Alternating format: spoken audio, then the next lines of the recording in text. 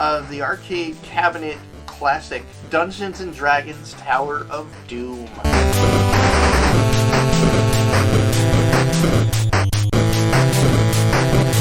Just chill out. Calm down. It's okay. It just means we have more time to play other things until it comes out.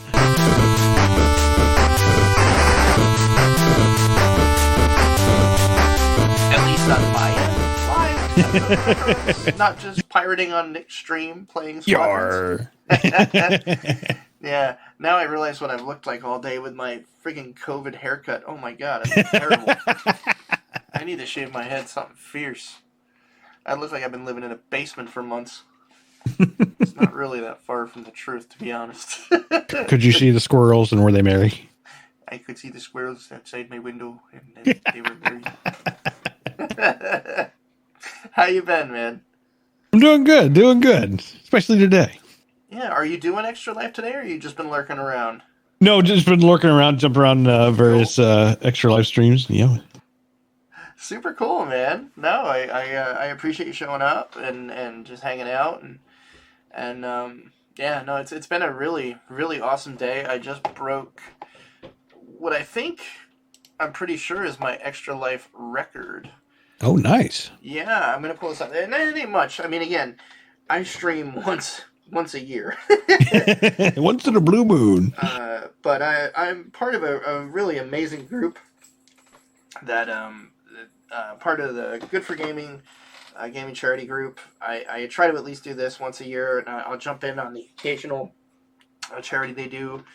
So this one, the team is Mason's Little Warriors, Team Mason's Little Warriors, in honor of Mason Sims, a friend of ours in the everyday gaming community, Jason Sims' son that passed away. And as of this morning, from this year up to now, the team has raised $70,000. Last I looked, we'd broken 73. And like, these guys are crazy, man. They go all year. Not crazy, they're amazing.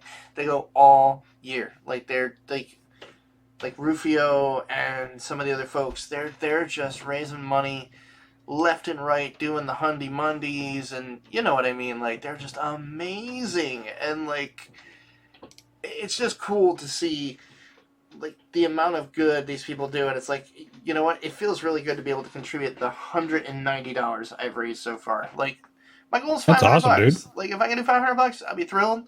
I think the first year, the first year I did this was 3 years ago, which was the last time I did this.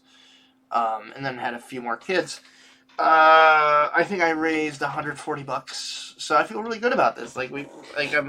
I'm really appreciative of everybody that showed up.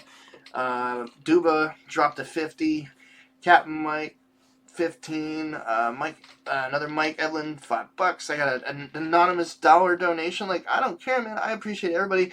Our own Travis dropped $25. Dave, the head of Good for Gaming, our fearless leader. Like, everybody's just donating, and it just makes me so damn happy, dude. Like, it's just, there's some really good people in this world, and I just appreciate it. I'm raising money today in the Extra Life Game Day Marathon for the Children's Hospital of Philadelphia. The old chop. Old chop, baby. Yeah, some very good friends of my wife and I. Their son, who, when he was born, had some serious medical issues, like born and then immediately had to be rushed to CHOP, and it was like emergency heart procedures. Like, it was no joke, and he was there for like a matter of months, and CHOP like obviously took amazing care of him, and like his parents were able to stay, like they had a place for them to stay so they could be with him. If they were there, they could stay, they could sleep over. It was amazing hearing their story and kind of watching it evolve, and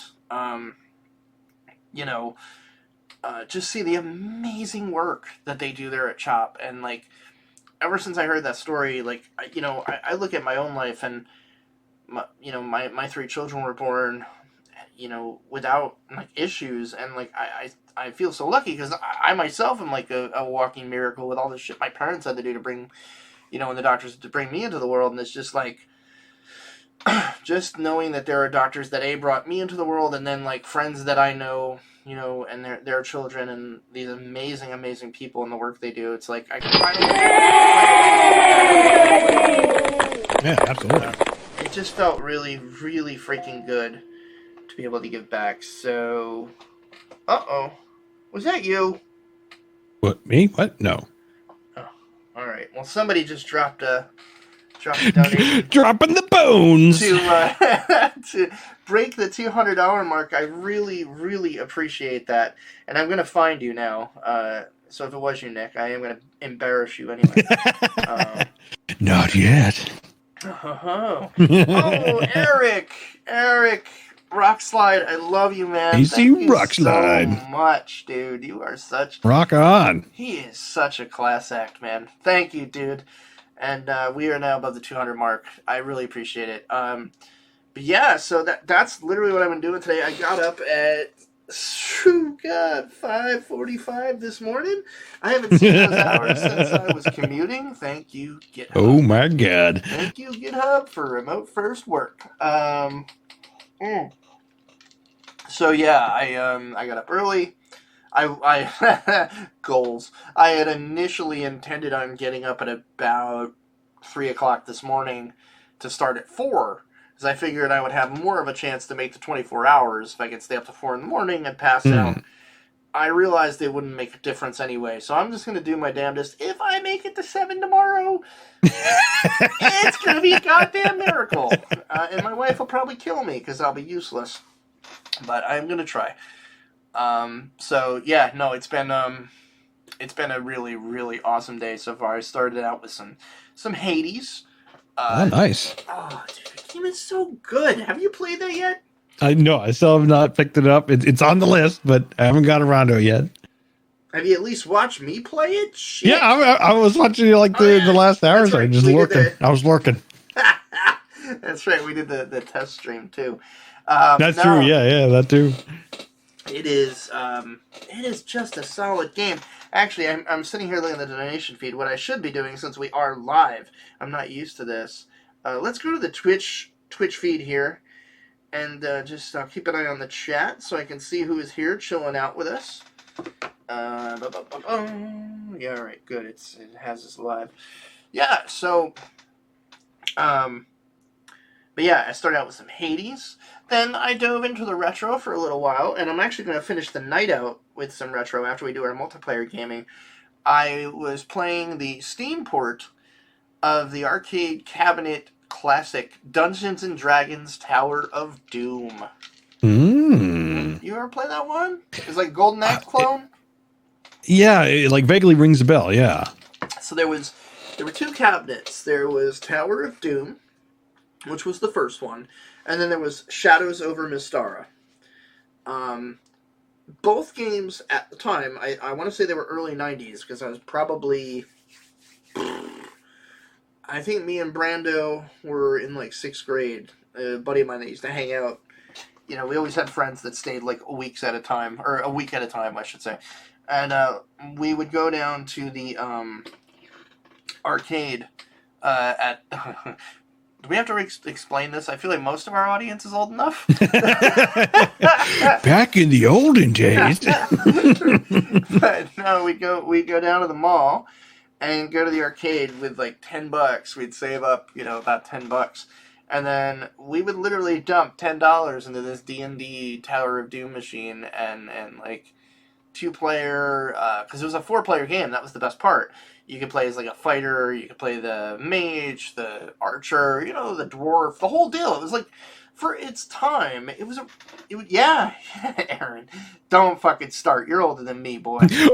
Arcade? Duba! What is this arcade you speak of? But it was such a good game, man. That was like, for its time, I loved Golden Axe. Like, that was my favorite arcade game when it came out. I loved the whole concept of like, getting the magic bottles, and if you were patient enough to collect 3, you could like blow up the whole screen, depending, whatever. Each character had like a different magic animation. Like, I don't know, for whatever reason, that just blew my mind, back in the day. Yeah, thank Krieger. Yes, thank you. I agree, man. Yeah, Krieger remembers the Golden Axe. Yeah, and Eric, you know what I'm saying. And I'll tell you what, the Steam port is so good. The Steam port of the D&D arcade cabinet, you get both versions. You get Tower of Doom and both games. You get Tower of Doom and Shadow of Mistara fully multiplayer. I still haven't played that multiplayer yet, so maybe if you're not falling asleep after we do some ghost hunting, maybe we try and jump on that. And and Eric, you say you have it, so if unless you're talking the arcade cabinet, which I'm gonna cry because I'd be eternally envious of you. But no, if you don't have it on Steam, I'd love to get like a 4-player game going. I've never actually, even in my days of playing that in the arcade, I never got a chance to play that 4-player, and that would be wicked fun. Shadows of Mistara, thank you. Eric just mentioned he has not played the second. Shadows of Mistara was like everything that you loved about the first one. The first one, what made it really unique, aside from the fact that it was a really, really, really solid Golden Axe clone, and the characters played really differently, and what made it great was like it was really faithful to D&D. Like at the time, I think that was 2nd edition. So, like second or third, yeah. Yeah, you were fighting monsters that were straight out of the monster manual. You were fighting gnolls and displacer beasts and dragons and well, not even just dragons. You were fighting a black dragon. If you were stupid enough, you could fight the red dragon. I did that this morning. I don't know if you ever tried that, Eric, but it was the first time I'd ever seen an arcade game say, "We really don't want to rip you off." Yeah, really, the Dark Elf. Fuck that Dark Elf. But yeah, you get to a certain point where at the end of a level, it could be like you could go save the town, or you could follow the band of bandits up into the mountains. And it would be a totally different level, and the story would go a little differently, but like you could go different paths. It was really cool for an arcade game at the time. And anyway, you get to he was not easy. Well, he was easy for me on Steam because I didn't have to pay a goddamn dime for it. Where's my quarters? Where's my quarters? Every time that I died... Well, okay, let's be fair. I fought the Red Dragon 1 player, so maybe it would have been easier if I had some other players helping me. I don't know. I don't know if he got exponentially harder. But I was just soloing it this morning, and there's also a very solid potential that I just suck. And that I haven't played it in so long. But but no, like, you get to a point where it's like, okay, we can either take the long way around the mountain to get to the tower, or we can go the shortcut through the mountain, but you're going to fight the dragon. And it's like, all right, I said, no, we're going to take the shortcut, we're going to fight the dragon. And it's like, are you sure? Like, it incinerates everything it touches. And you have 10 seconds to make each choice. So now the timer resets. Like, are you sure? Incinerates everything it touches. It's like, yeah, we're going to go fight the dragon. Are you really sure? Because its claws are razor sharp. Like, it goes, you have to choose it like 6 times before it lets you go 6 safety it. checks. Yeah, it's like, you can tell somebody yelled at that damn arcade. It ate all my quarters. It ate my $10 in 5 minutes. It's funny you mentioned hammers too, because I had hammers and I felt like I started figuring that out. Okay, I feel like we know Krieger. Was he playing D&D? Yeah, so he's one of my D&D buddies that I play with regularly. So yeah. So Krieger, it's funny you mentioned that because Bayo played D&D with us as well, and he had similar fail checks. Whereas just like fail and like let me open this door, pin cushion. Whereas me, well, so there was this group of bandits. They were in a bar. I had a very low disguise rating and a half decent charisma, and I had gotten caught. So the dungeon master was like, "What are you gonna do?" I was like, "I'm gonna tell them, look over on the stove. There's bacon. Go get that bacon." And he goes, "Yeah, right. Roll a 20. That's your only choice." I was like, "Okay." Roll the 20, and then all you hear is Luke just going, "I hate you." They are distracted by the bacon. But yeah, no, that's. But I will say that was a really fun morning opener. I had a lot of fun playing that. I look forward to playing Shadow of Mistara later. Although I play Tower of Doom over again if anybody wants to like go through the whole thing. I mean, it's not a very long cabinet game. I think I might have beat it in maybe an hour. So we might be able to go through both, like to end the night. That would be really cool. Bale still has it worse than all. He's babysitting my Kender in cursive. Jesus.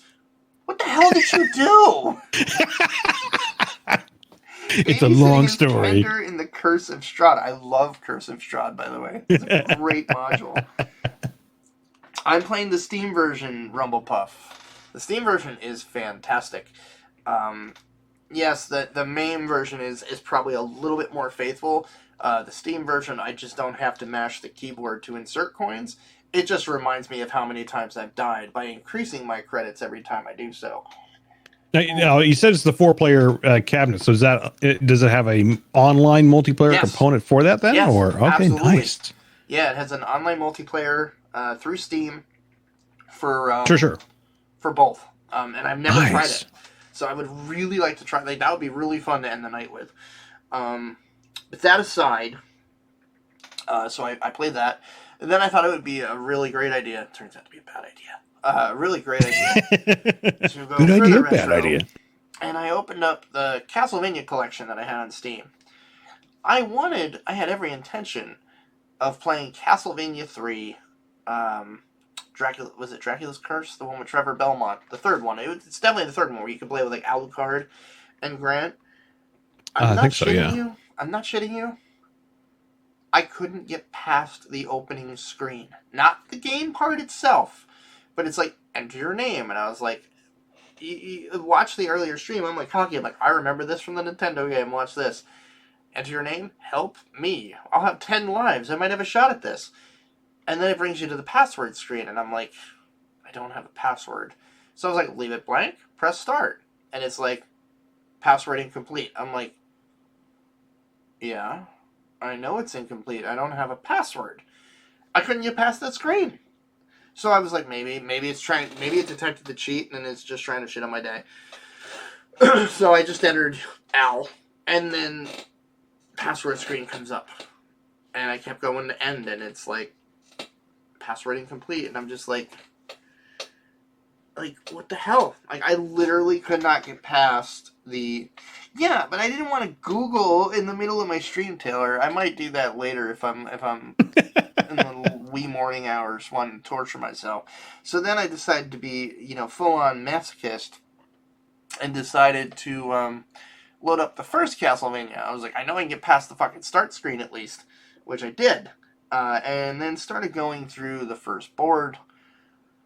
I didn't even get to the boss. That bad, huh? I blame it on, I still hadn't gotten my coffee yet. The worst part was my middle daughter comes in. She's watched me play for a bit. Her reaction, and I hope it was caught. She just watches. I fell in the water twice trying to go under the stairs to get through the lizard people and then get up the stairs to go to the boss room.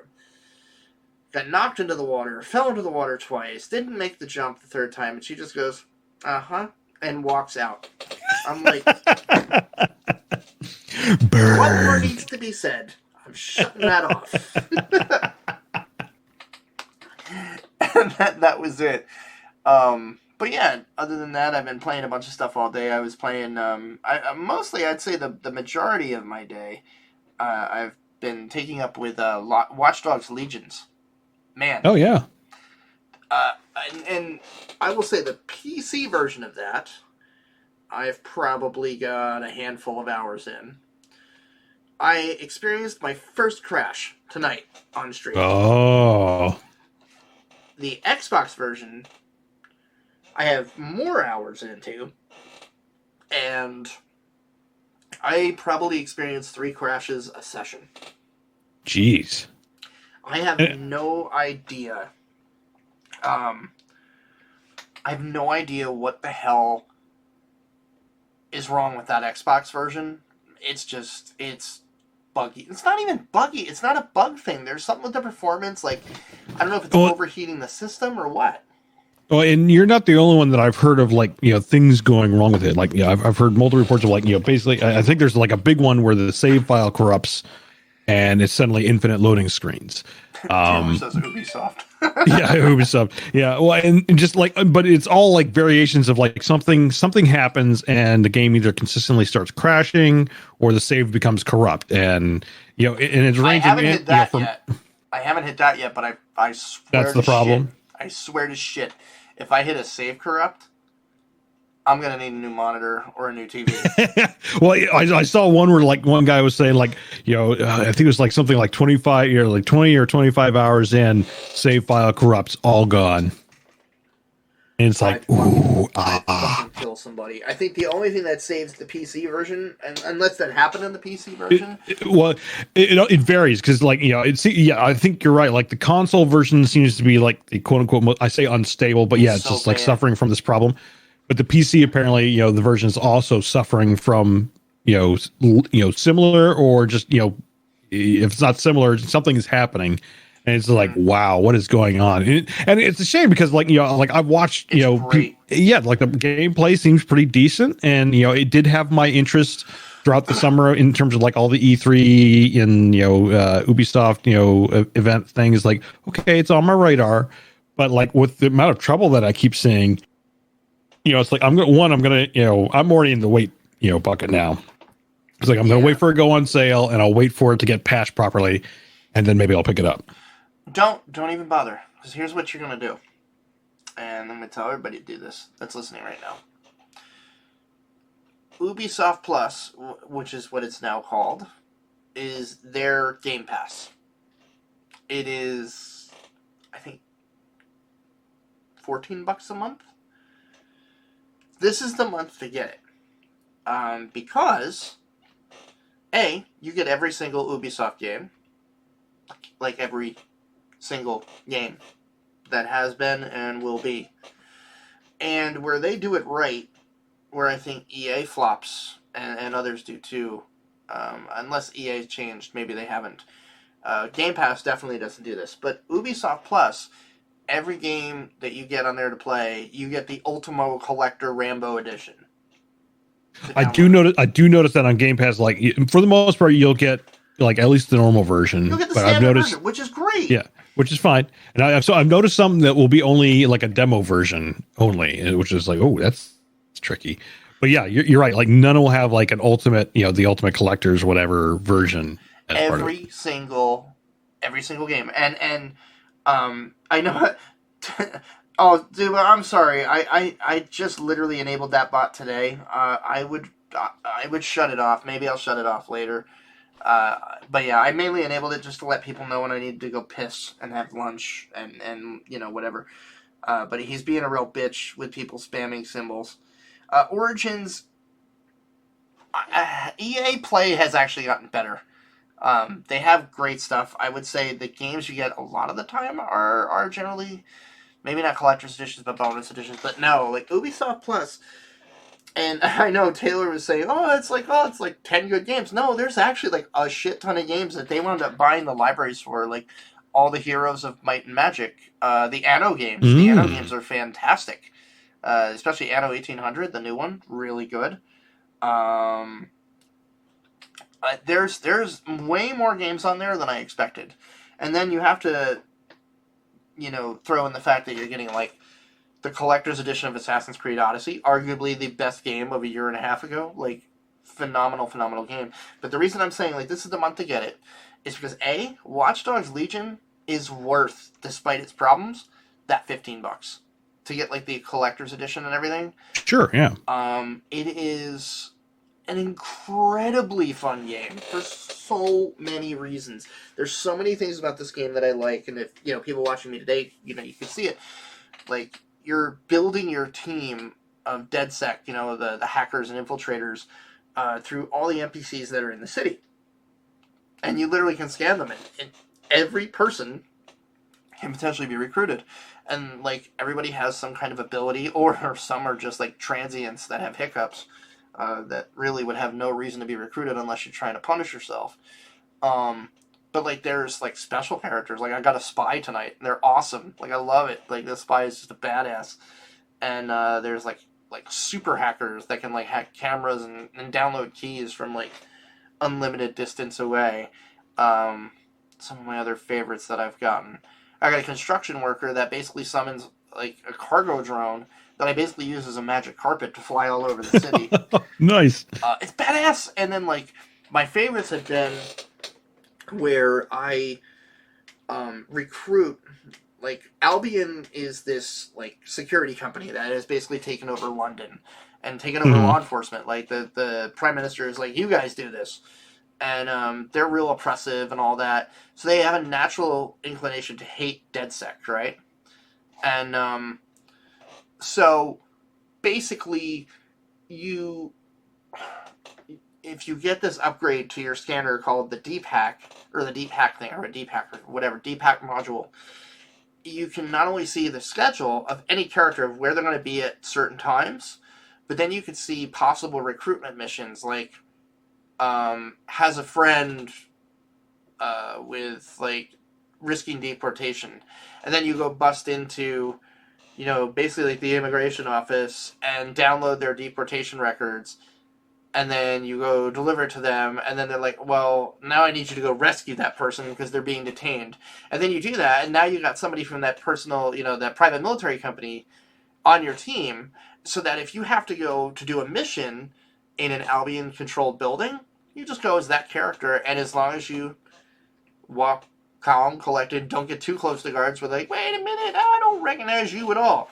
But other than that, like, it decreases their awareness. You can sneak through pretty much undetected, unless you like start beating the shit out of people, which I do because I can't help go with solid snake and choke a few people out.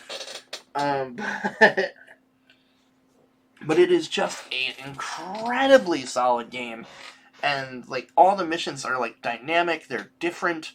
The way to recruit people like has different things that you can do. You can play darts. I'm sure there's other mini games. Oh, and you can play like Daniel-san Soccer from Karate Kid, where you're just bouncing it on your feet like a rhythm game. And I did that for a few minutes. The darts are pretty fun.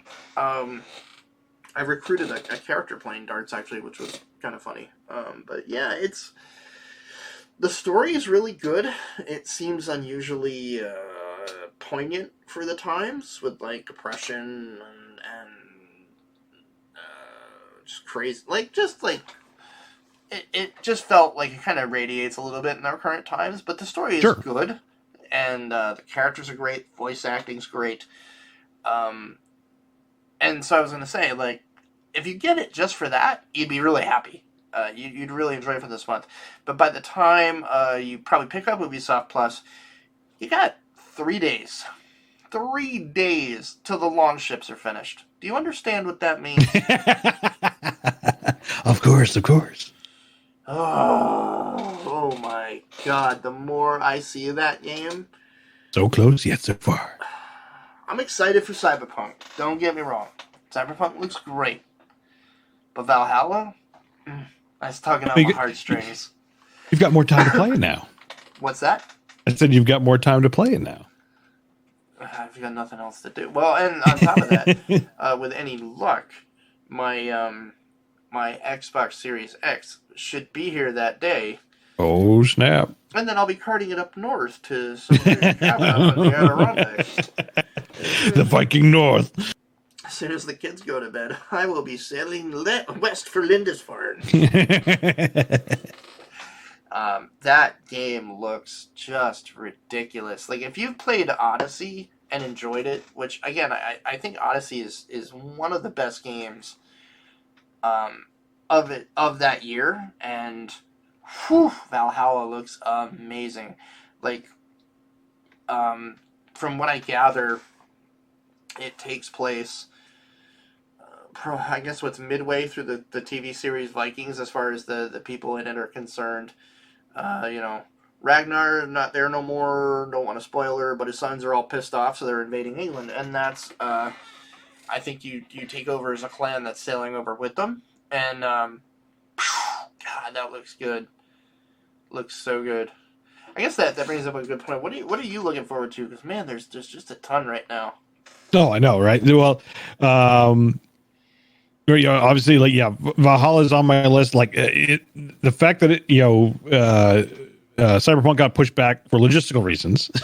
You know, a lot of people are, it's like, oh, look, it got delayed. It's like, well, it's a logistical delay, because if you look into it, they actually said the PC version's ready, but they needed time to. It's like 5 systems, man. Fucking chill the fuck out. Yeah, it's like they have to make the copy. It's basically a COVID problem. It's like the supply chain is not holding up, and so they're still making the console version. So it's like, just chill out, calm down. It's okay.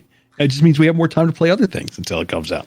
I don't even want to get into the death threat assholes. Like, yeah, don't, like, come on. I mean, like, it doesn't matter which game company is. Like, nothing in the gaming world deserves death threats whatsoever. Like, listen, I'm gonna kill you. It's like really? Are you kidding me? That? Like, you need to reevaluate your life. If you're putting all your hopes and dreams into one game, you're gonna be sorely disappointed. And not just one game, but one game coming out at a specific time. Yeah. What the fuck is wrong with you? It's like I understand, like, funny enough, I haven't done it in many years. I used to do it way back in the day. This year, this year was like the first year in a very long time I've actually taken off for games, only because I had PTO to burn.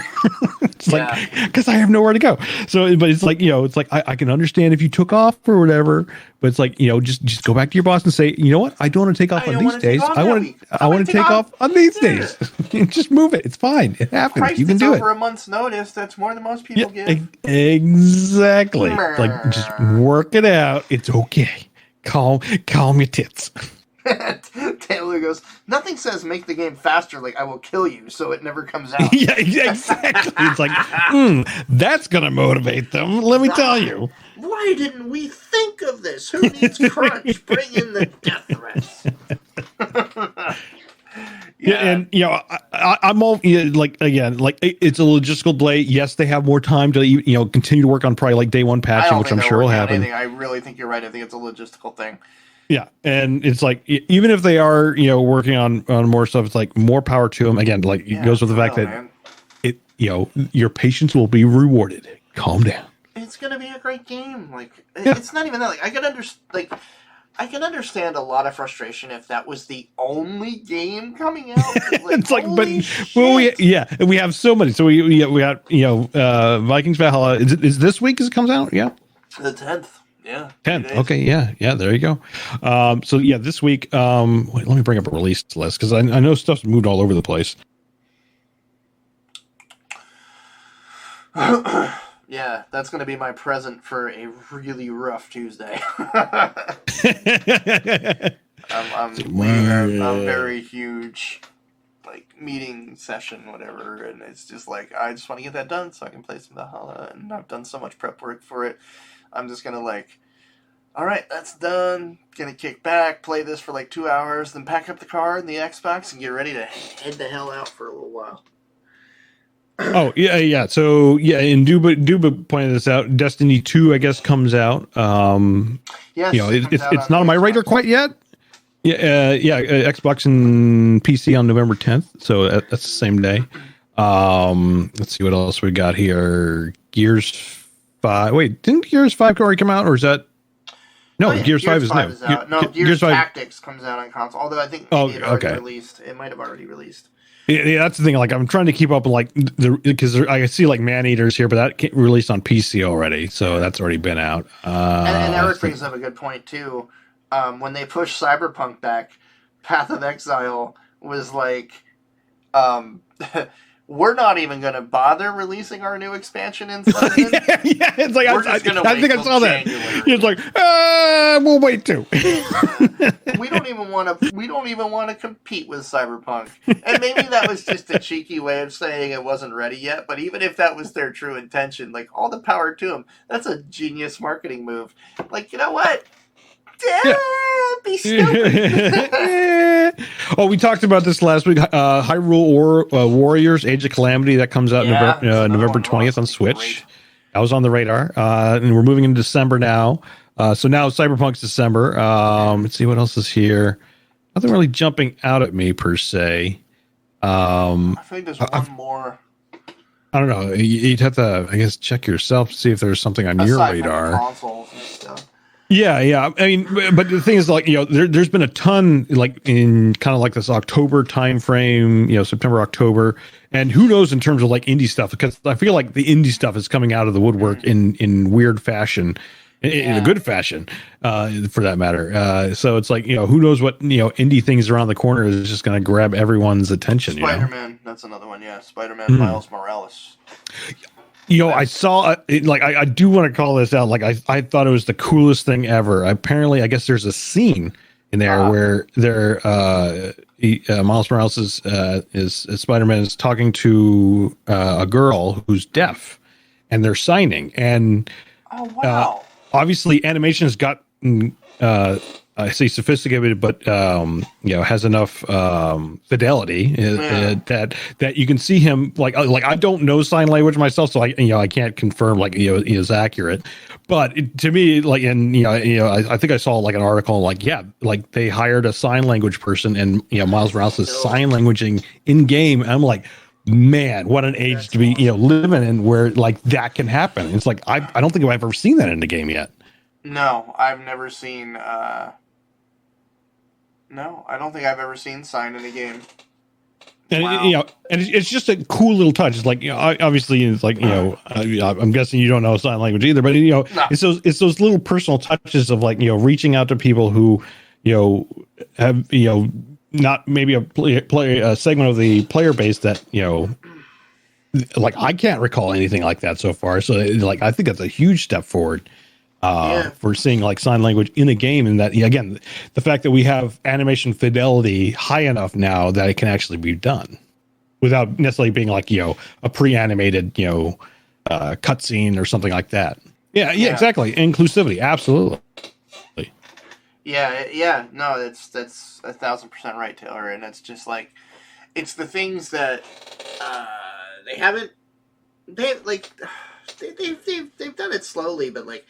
I would say when you want to talk inclusivity, that's where Watch Dogs Legion has really blown me away.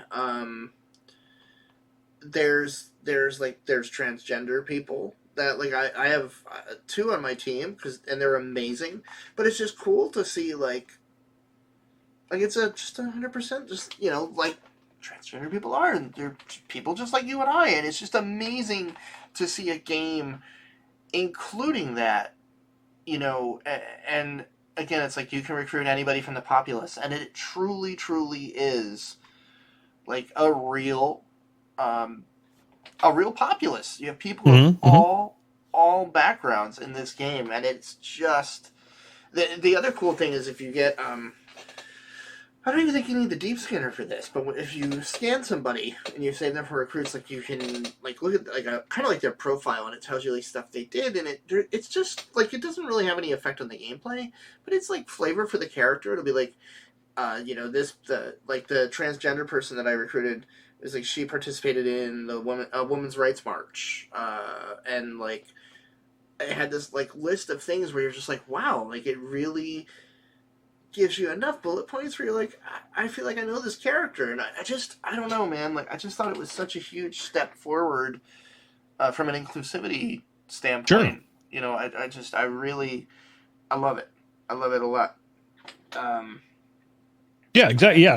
It's like these little backstories. It fleshes them out. Makes them relatable characters, and makes them real characters. Yeah. Not just Combat Man 5000.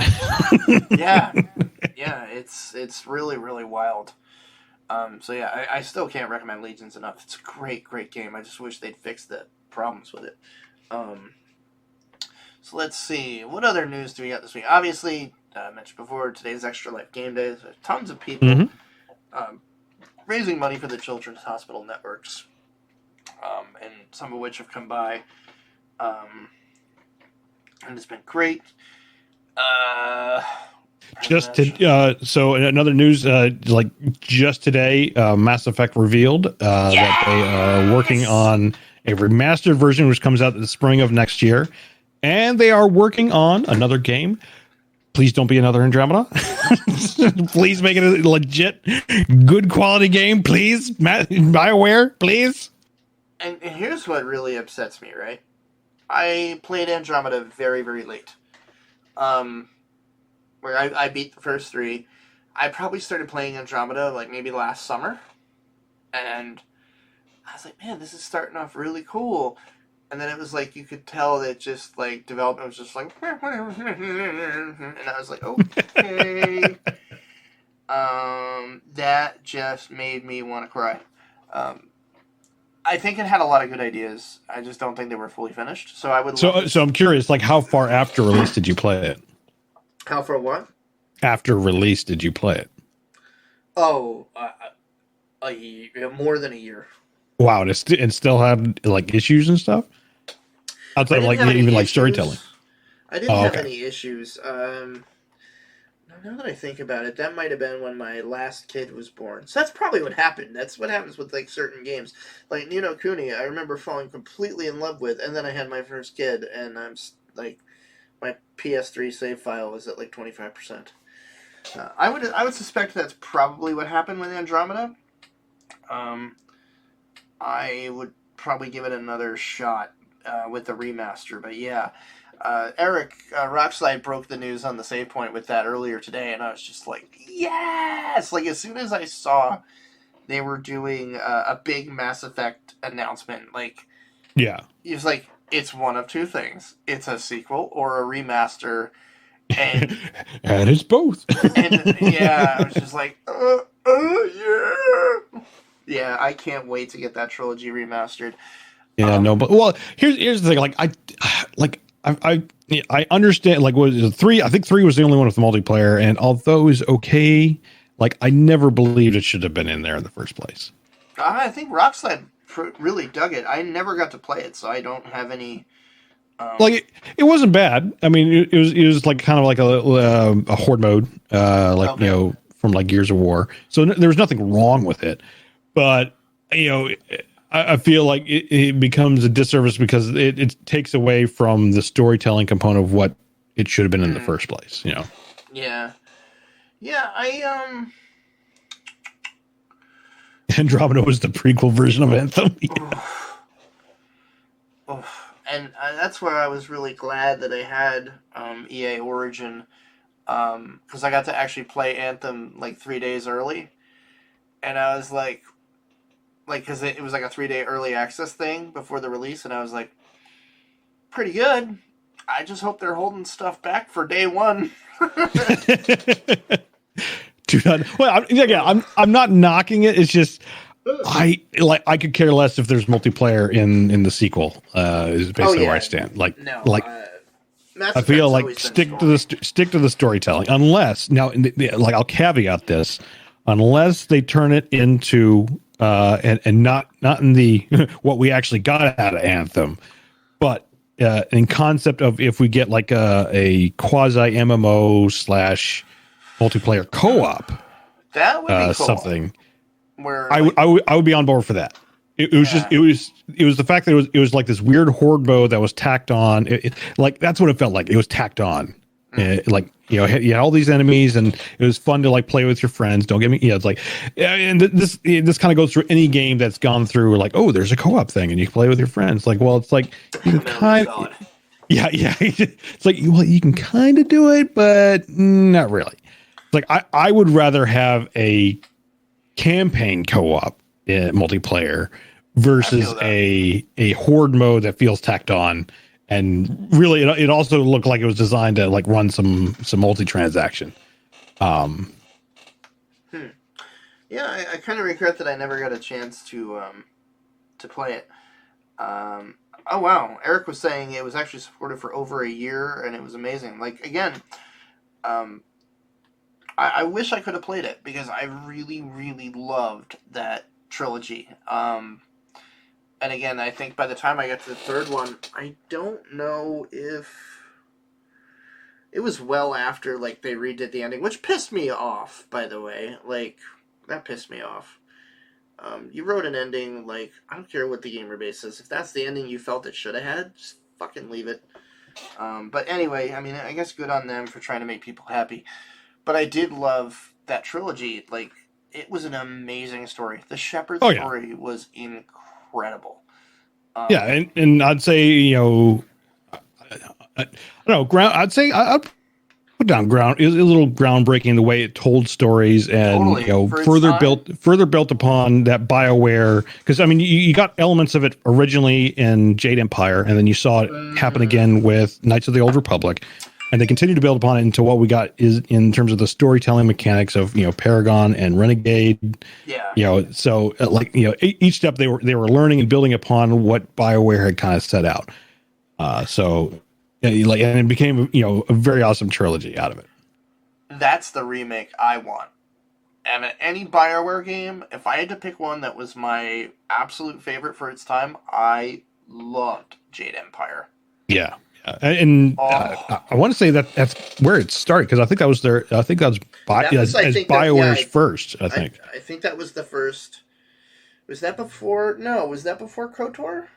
Yeah. Jade Empire happened before KOTOR. KOTOR, basically they got KOTOR because of Jade Empire. So then Jade Empire was the first, they didn't call it Paragon Renegade, but it was the same system. That system of the path of the fist, or the way of the path. Yeah, exactly. Yeah. And then then obviously it was Dark and Light Side and KOTOR, and then it became, Paragon and Renegade and Mass Effect. What I loved about Jade Empire, too, was it was depending on the character romances that you pursued, depending on the people that you befriended, depending on choices you made, the ending would be really, really different.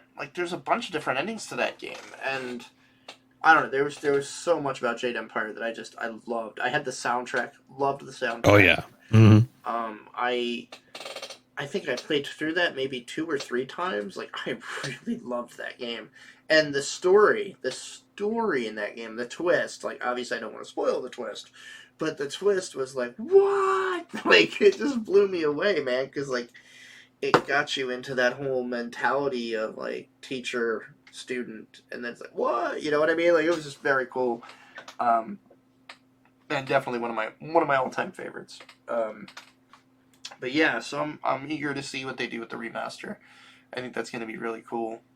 And did you hear, again, going a slightly different topic, did you hear about the multiplayer not even really multiplayer, but the multiplayer component of Valhalla? No, what is that? Okay, you don't play, but you basically create a mercenary. Interesting. Hold on, something just fell. Uh-oh. Shutting off my camera, going to check.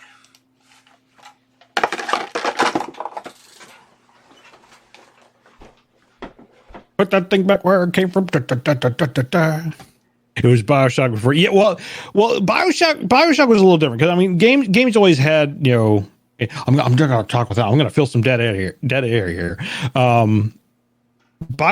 There's always games had always kind of kind of this quasi good evil / maybe at the last minute you were able to kind of make a slight decision in terms of specifically FPS, not let's put Mass Effect was definitely on the RPG side of the third, obviously it was a third person shooter, but it was definitely on the RPG side of things. I mean, more of the twist. Oh yeah, that's true. BioShock was definitely more on the FPS side, and you could make decisions kind of along the way that would determine something. Interesting. Huge fan of Quest for Glory, and yes. Yeah, it was kind of. Did you find what it was? That feeling when you hear a really loud crash in your house and there's no reason for it. Nothing's out of place. Yep. Taylor's hitting my favorite game of all time. My favorite game series of all time. Now, Taylor, I don't know how long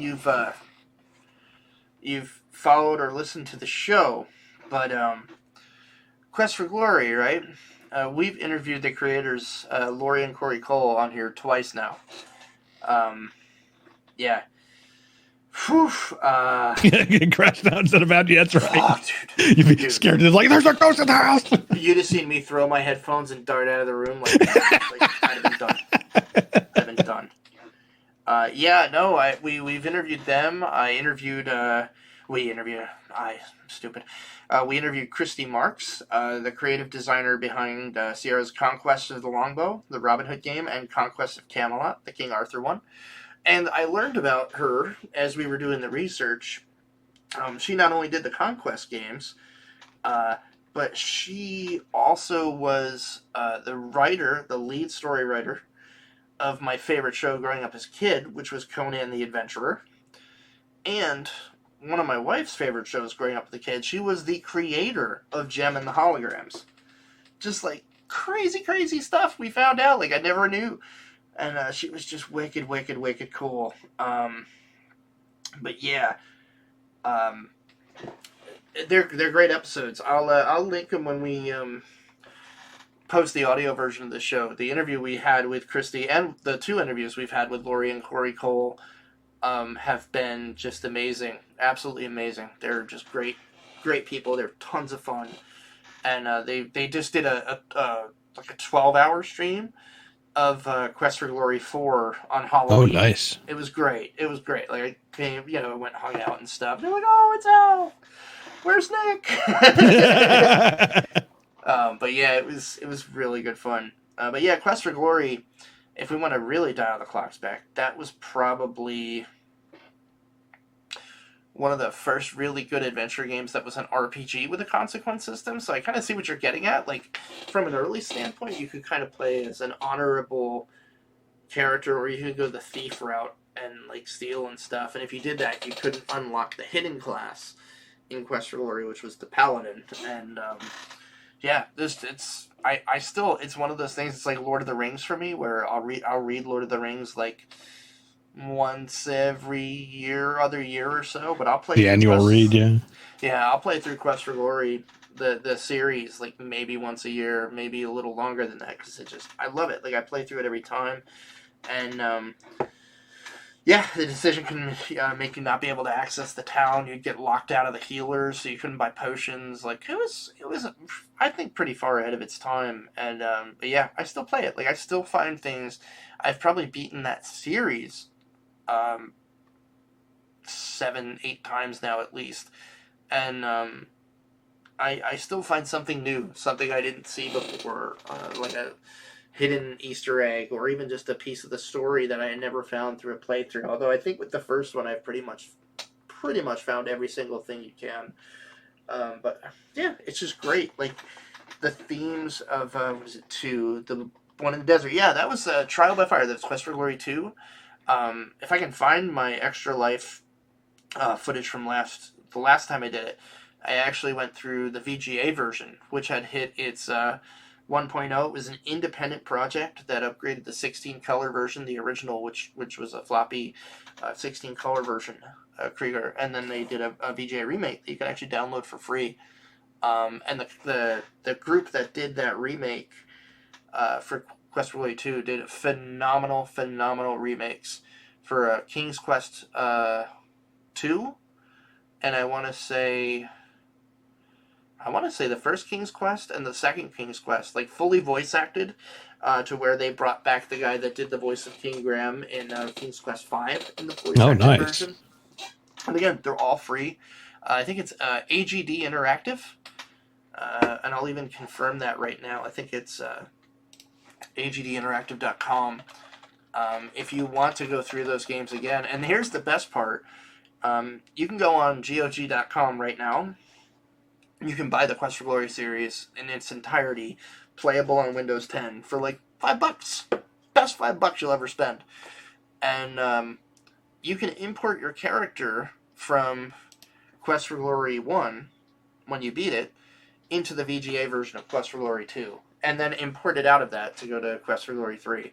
So they even got the import system down. That I know we've talked about on here before, but I think that was like, I don't want to say it's ahead of its time. I thought it was ahead of its time until we interviewed Lori and Corey was like, no, we got that from Wizardry. I was like, oh yeah, I remember the Wizardry show. He's like, yeah. He's like, we played that in Wizardry, and we were like, how cool would it be? Like, you always bring your party along in those Eye of the Beholder-esque, role-playing games. How cool would it be to be able to bring a character in a sea or adventure game, and that's what inspired it. I wish I could get a new version of Vampire the Masquerade. Oh my god. They're remaking. Are we? Bloodlines, yeah. Yeah. Yeah, there's a Vampire the Masquerade Bloodlines is coming out 2021 at this point. It's been I was about to say, I think they got pushed back to next year. Yeah, it was supposed to be September of this year. It looks great. Like, they look like they're going to nail it. So I have to ask, Taylor, were you talking about Vampire the Masquerade Redemption, which was a fantastic game, where you started out as a crusader in, like, medieval times, and, like, there's kind of this, like, love interest with a nun. I remember I was in, like, my senior year of high school when I played this game, and then, like, it goes into the present day. Like, story-wise, it was damn solid. That was a damn solid game. Vampire the Masquerade Redemption. I remember clunky interface, little buggy, but it was one of those, like, the ability to play a vampire and the way they did it was really, really good. And it was one of those games that took advantage of, at the time, I think, which were not necessarily new, but if you had the money to drop on a decent sound system on your computer, like when you went to feed on, like, because you had to, like, your blood was your magic, so, like, you'd have to feed on people to restore your blood level to do magic stuff, and, like, when you fed on them, you could just hear, like, boom, boom, boom, boom, like, really, really heavy in your speakers, and you had to stop before you killed them, or you would, like, unleash your inner beast, which if you ever play Vampire the Masquerade, like, vampires are always fighting against the beast inside, and, if you... Yes, Kane.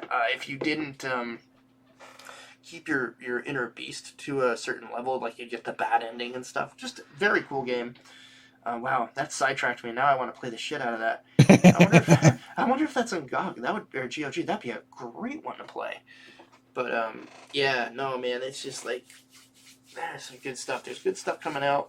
Great stuff inspired by classics. Like, the new Bloodlines looks really, really good. I would say check that out. If you haven't seen anything about it yet, looks great. Who knows as far as when that's coming out. I think it's indie developed at this point. And am I wrong about that? I want to be sure. I know it got delayed. That much I know, because my buddy on Veteran Gamers and I are, like, totally fiending for this game. Just gonna take a quick look here. Bloodlines. Where is the sequel? Series Vampire the Masquerade. Where is the video games? Here we go. Wait a minute. Oh, okay, I was gonna say, don't tell me it got canceled. No, it's rescheduled to 2021. I don't think there's a specific release time period what I saw. Has it gotten renamed? Oh, it's still Vampire the Masquerade. Yeah, but I think it was just called Bloodlines 2. The Masquerade Bloodlines 2. Well, then what the hell is Swan Song? Swan Song? Interesting. Wait. Although Ravens and Bolt 2. Oh, okay, it's a different adaptation. Okay, so it is Bloodlines 2. Alright, I was getting a little panic attacky there. I'm like, no, I'm looking at everything here. Yeah, no, it's released 2021. This is another one I've really got my eye on.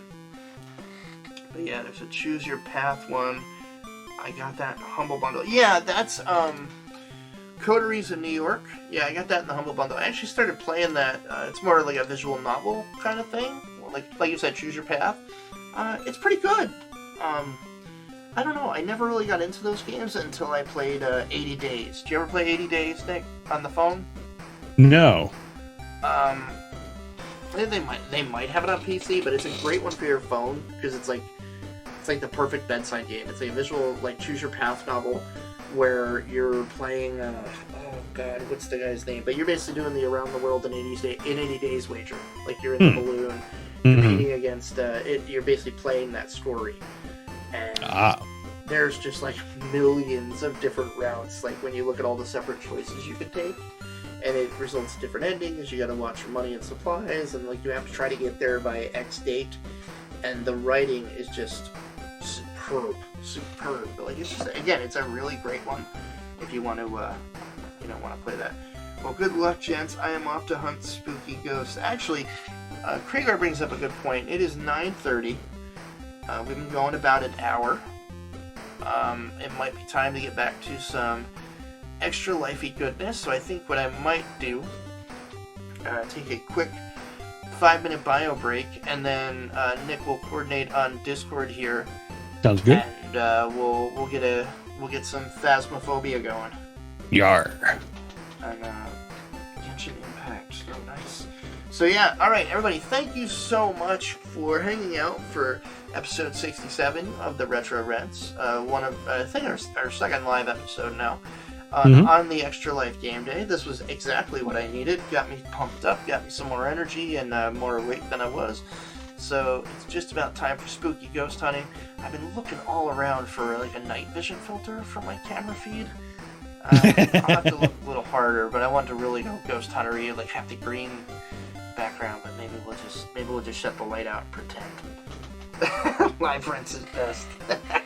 Thank you all so much for hanging out. And we'll catch y'all in about 10 minutes or so for some Phasmophobia fun. Peace! Peace!